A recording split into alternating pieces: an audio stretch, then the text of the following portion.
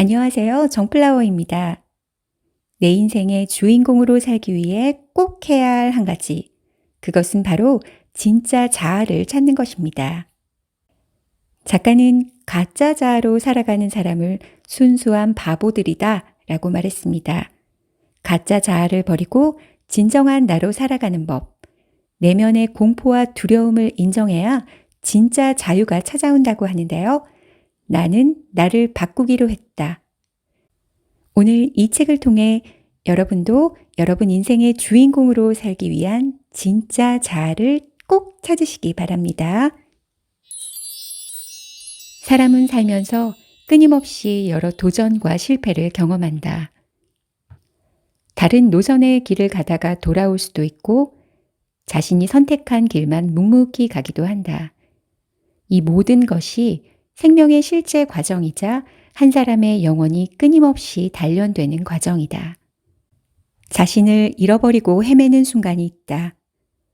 어떻게 해야 더 나은 나 자신으로 살 수 있을지, 진실에 다가갈 수 있을지 그 방법을 찾는다. 이런 고민과 갈등에서 오는 고통이 나를 발전시키는 에너지가 된다. 인생은 쉽지 않다.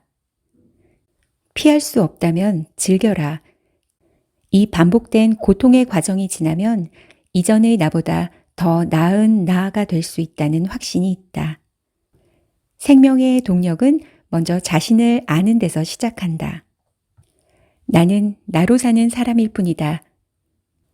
길 위에 선 모든 사람이 눈을 들어 자신의 길을 찾기 바란다. 당신을 응원하는 의미로 이란의 시인 루미의 시 한 편을 보낸다. 너는 내가 문의 자물쇠라고 생각하겠지만 너는 문을 여는 열쇠이다. 최악인 건 내가 다른 사람이 되고 싶어 하고 자신의 얼굴과 아름다운 모습을 보지 못하는 것이다. 하지만 다른 사람의 겉모습이 너보다 더 아름답지는 않다.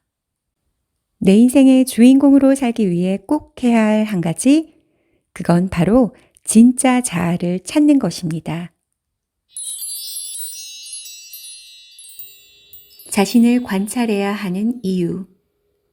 우리는 모두 진짜 자신을 드러내기 두려워한다. 진짜 나를 보호하기 위해 가짜 나로 산다.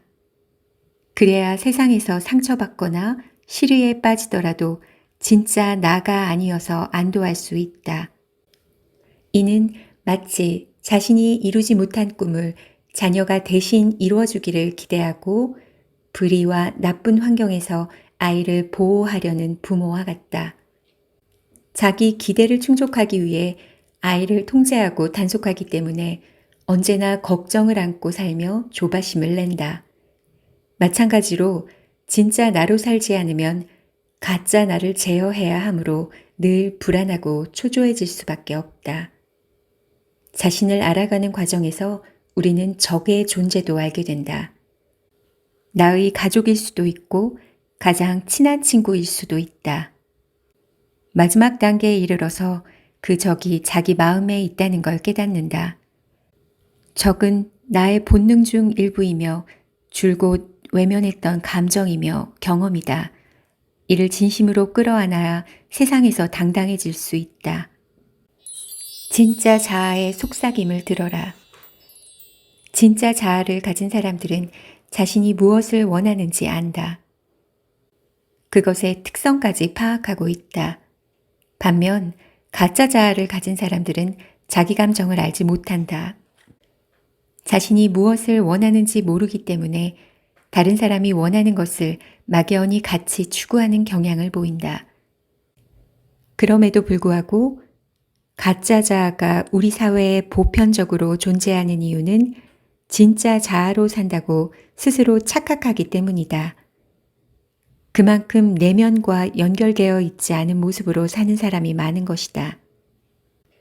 그로 인해 우리 사회에 잘못된 인식이 심어지고 있다. 서로를 해하는 사회에서 되는 대로 살아가는 사람은 절대적으로 착한 사람이고 욕망에 전혀 물들지 않은 순수한 착한 사람이다 라는 관점이다. 하지만 이런 사람은 현실 감각이 없는 사람일 뿐이다. 분명히 말하지만 진정한 자아의 인식 없이 마냥 순수하고 착한 사람은 없다. 그저 순수한 바보만 있을 뿐이다.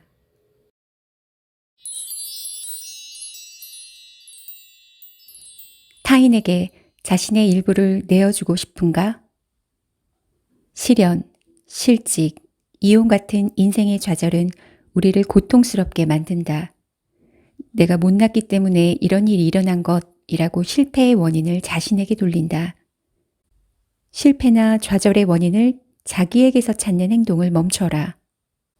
사실에 근거해 옳고 그름을 따질 뿐 절대 자신을 부정하지 마라. 외부 평가를 민감하게 받아들이면 혼란에 빠질 수 있다. 어떤 평가가 자신에 대한 정확한 판단인지 알 수 없기 때문이다. 자아가 연약하면 모든 평가에 신경을 곤두세우게 마련이다. 따라서 평가자에게 무언가를 베풀고 양보하며 좋게 평가해 주기를 바란다. 그로 인해 자신의 의지보다 상대의 반응에 예민해지고 집중할 수밖에 없다.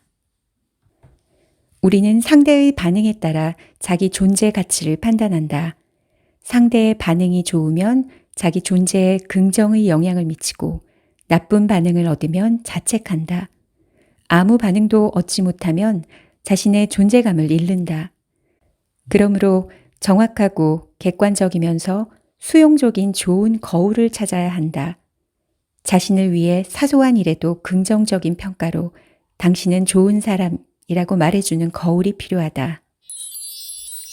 바람에 흔들리지 않으려면 주체성을 움켜쥐어라. 나는 세상에서 유일한 존재이다. 이 주체감을 절대 잃어서는 안 된다. 그러므로 자신의 선택에 대해 그 누구도 대신할 수 없는 이건 내 선택이야 라는 것을 느껴야 한다. 작은 부분이라도 다른 사람의 압박에 의한 수동적인 선택이 아닌 능동적 선택이어야 한다는 것이다. 이건 내 선택이야 라고 말하려면 먼저 아니요 라고 당당하게 말하는 법을 배워야 한다. 조급한 마음으로 언제나 네 라고 할 필요는 없다. 아니요를 말하지 못해 다른 이의 선택을 따른다면 이미 주체성을 잃어버렸거나 자신을 드러낼 용기가 없는 사람이다.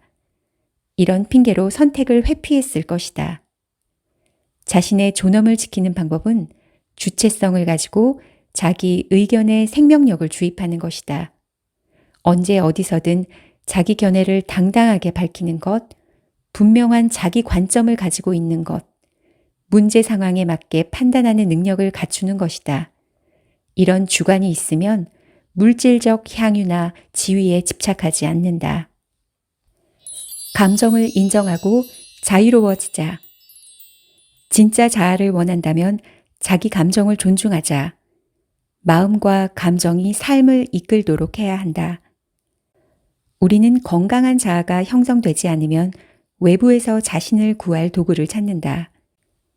예를 들어 부부싸움을 할 때 배우자의 절대 건드려서는 안 되는 부분을 언급하는 경우가 있다. 상대 부모의 단점이나 치부, 약점을 이야기하는 것은 신의 규율을 어기는 것과 같다. 내면이 연약한 사람일수록 외부 세계에 자신을 의탁하는 경향이 있다. 어릴 때의 부모는 외부 세계의 절대자였다. 성장 과정에서 부모의 영향력을 벗어나지 못하면 성인이 된 후에도 그들은 그 안에 머물고 싶어 한다. 부모가 들이운 그늘에 있어야 안정이 되는 것이다.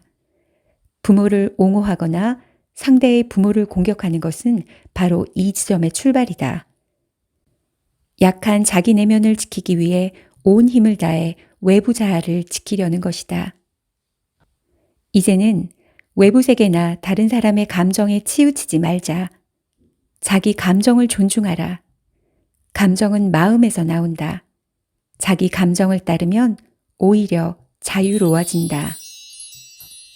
가면 속에 자신을 숨기지 마라. 자신을 받아들여라. 진짜 나를 기쁘게 받아들여라. 누구나 잘 아는 이 이치를 왜 자신에게 적용하기는 어려운 걸까? 자기를 온전히 인식하지 못하기 때문이다. 자신을 받아들이기 위해서는 먼저 자신을 알아야 한다. 알고자 하는 만큼 자신의 고통스러운 부분을 건드려야 한다. 자존심을 상하게 하는 고통이 따라야 한다. 하지만 고통을 외면하려는 심리가 강하게 작용하므로 이것을 넘어서기 어렵다. 자기 내면에 파괴되어 인생이 불행하다고 느끼고 있다면 이를 먼저 해결해 보자. 자신을 온전히 받아주는 환경과 사람에게서 자신을 발견하자. 혼자서 자신을 인식하는 것보다 긍정적 효과가 난다. 진짜 자아로 사는 가장 바람직한 방법은 자신이 정한 길을 걸으며 이해와 동반, 지지를 얻는 것이다. 여러 기대와 통제, 간섭, 강제에 굴하지 말자. 진정한 나로 사는 것을 지향해야 한다.